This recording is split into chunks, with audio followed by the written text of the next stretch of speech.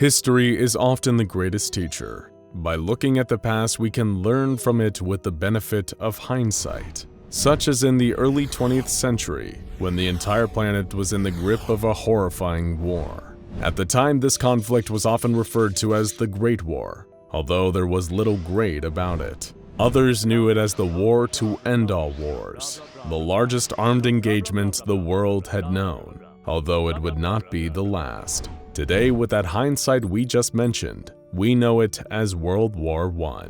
In June 1914, an Archduke of Austria was shot dead by a Serbian assassin, and as a result of the complicated treaties forged between various nations, soon much of the world was involved in the war that started out as little more than a scuffle between neighbors. The horrors of trench warfare, the carnage caused by the earliest chemical weapons and armored tanks, left a permanent and lasting scar on the world's history, one still mourned and remembered to this day. The advances in chemical and mechanized warfare that took place during World War I range from the use of chemicals like tear gas used to disable targets, to more lethal compounds like mustard gas. And of course, this was the first war to introduce tanks to the battlefield.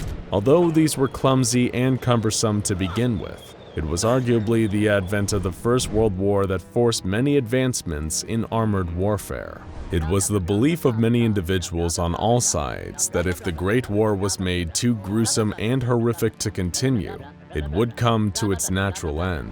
This, of course, did not happen, only encouraging each participant of World War I to continue advancing their weaponry.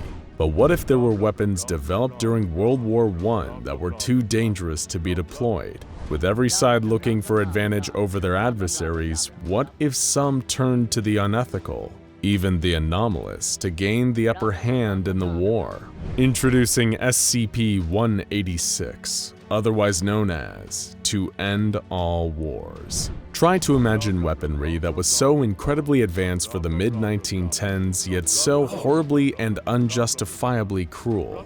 Worse than gas that can cause blisters to form not only on the skin but also inside the lungs. More advanced than armored vehicles with mounted machine guns crawling across no man's land.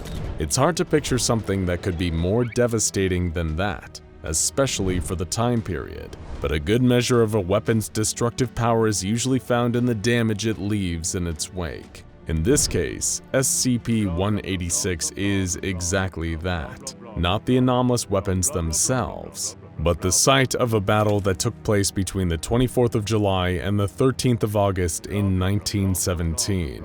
The event became known as the Battle of Husiatyn Woods, but you won't find any mention of it in the history books. Any and all records of the battle have been secretly expunged by the SCP Foundation, and their own archive is now the only place where someone can find the details of what happened over those few weeks. The engagement took place between the German Imperial Army and forces belonging to Russia's provisional government, a small skirmish in comparison to the enormity of many battles of the First World War.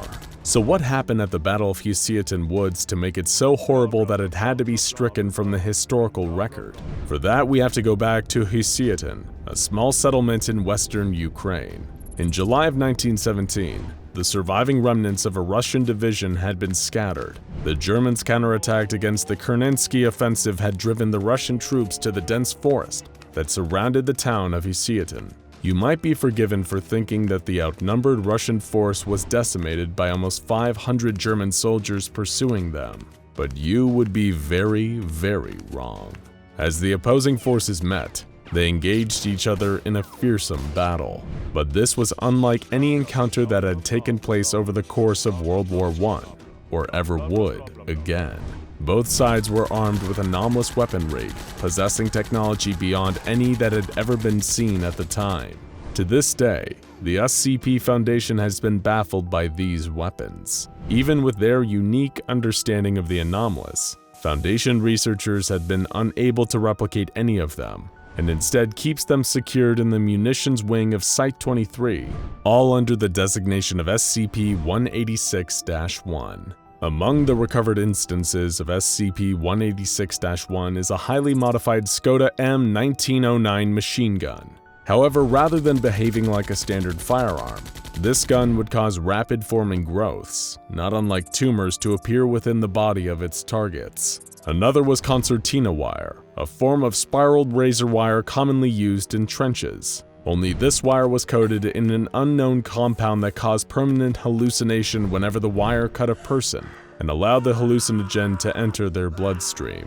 A number of rifle cartridges were also found littered around SCP-186. Sounds pretty normal for a First World War battlefield, right? Except these cartridges were not filled with gunpowder like you would expect them to be. Instead, they inexplicably contained human bone, ground into powder. The purpose of this ammunition or how it was manufactured is still unknown to the SCP Foundation.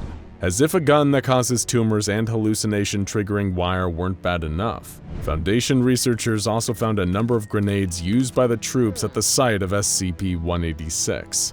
These were British Empire Standard Issue No. 27 grenades, but they contained a unique anomalous gas that was capable of passing through any and all filters. Gas masks were developed during World War I to protect soldiers from mustard and tear gas on the battlefield, but these masks only offered basic filtration by today's standards. Even so, the gas contained in these grenades was strong enough to negate any and all filtration systems, but that was far from its worst quality. Did this unknown gas choke troops? Not quite. Did it disable them like tear gas? In a way, yes. But this gas did so by making any soldier exposed to it experience the sensation of having their body set on fire, constantly. Also recovered at SCP-186 were the remains of some form of explosive, and it is believed by the Foundation that it was detonated at the culmination of the Battle of Husiatyn Woods, causing approximately a third of the battle's total casualties. Foundation researchers estimate that almost 300 civilians were either caught in the blast or died as a result of the crossfire between the German and Russian forces. The soldiers involved were also all permanently incapacitated or killed, or at least, almost all of them. So where did these anomalous weapons come from? And why were they used just in this battle, not throughout the First World War? According to records kept from the public by the SCP Foundation, the German troops in the Husiatyn Woods were accompanied by a Hungarian advisor to their military named Matthias Nemes. Under his orders, they specifically targeted and tracked the Russian division that was retreating from them, who were similarly accompanying a French scientist, Dr. Jean Durand. It was these two men, Nemes and Durand, who were responsible for arming the Germans and Russians with their arsenals of anomalous weapons. They had ensured that their inventions of death had only received limited manufacturing, and had intentionally joined opposing sides of the war effort to test their creations in real combat. In other words, it appears that Durand and Nemes has been working together since the beginning of the war, and the troops they were with had been manipulated into taking part in a big test. These soldiers were just as unlucky as the civilians caught in the crossfire. Today, the SCP Foundation has established an automated security perimeter around the site of SCP-186, preventing access to anyone unless authorized. Everything within the perimeter is frequently patrolled and observed by security personnel. Why the need for so much security at an old battleground? Given the damage caused by the use of so many anomalous weapons, including those that the Foundation was unable to recover, the area of SCP-186 has become a hotspot for unusual happenings, even long after the Battle of Husiatyn Woods ended. These anomalies include abnormal environmental or weather conditions. For example, all the trees in the southwestern portion of the former battlefield died and decomposed at an accelerated rate in 1923, while the temperature dropped to a permanent -15 degrees Celsius 4 years later. But yet there was never any snowfall. Then there were the sounds of gunfire in 1932, despite there being nobody inside the SCP-186 site. A number of years later, a pair of Foundation agents disappeared on a routine patrol of the area and were never seen again. Of course, 23 years after the end of the war to end all wars, the world was plunged into chaos and found itself at war once again.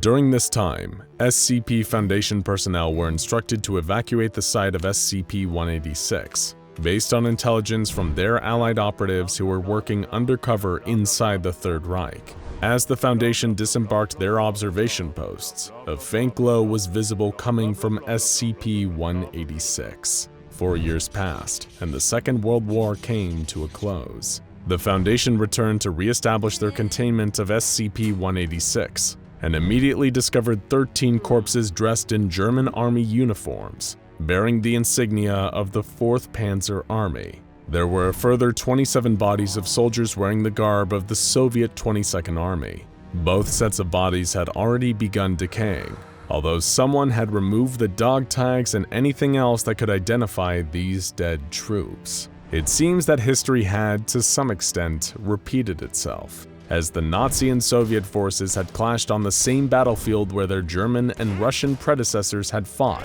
during the Battle of Husiatyn Woods. Years later, in 1959, a large sinkhole formed in the northeast portion of SCP-186. 4 men were found wandering nearby, all extremely disoriented, wearing decomposing military uniforms. Were they lost survivors of the Nazi-Soviet battle? No. These men were in World War I uniforms, German Empire and Russian Standard Issue. They had survived the Battle of Husiatyn Woods and were somehow still standing, even though they should have died during the First World War.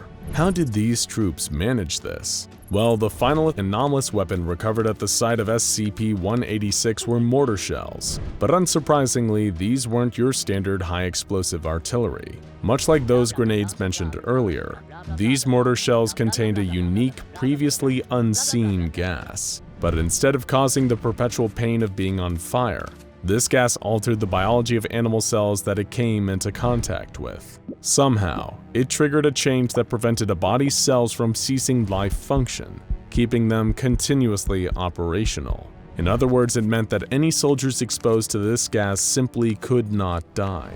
That's right. Some of the troops involved in the Battle of Husiatyn Woods are still alive to this day.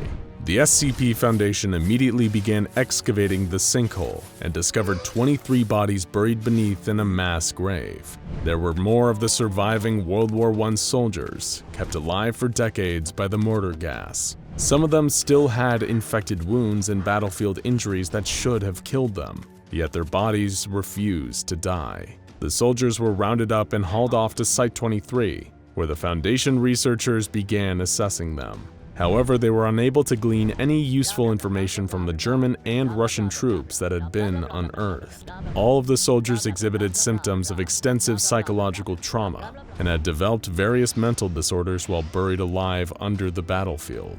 They had all been driven to insanity, perhaps as a result of their unnaturally extended lifespans, maybe from being buried underground and unable to die for so long. Or perhaps it was the wartime atrocities they witnessed that drove the soldiers over the brink.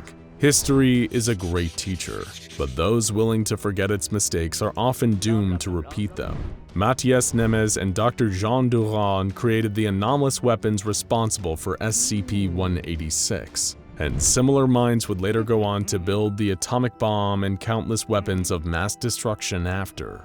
World wars, the suffering of countless troops and civilians. These parts of history mean nothing if we don't allow ourselves to learn from them. And maybe that's our curse as a species, that we are doomed to fight the war to end all wars again and again and again. Now check out SCP-2273 Major Alexei Belatrov and SCP-1461 House of the Worm for more wild war-related SCPs.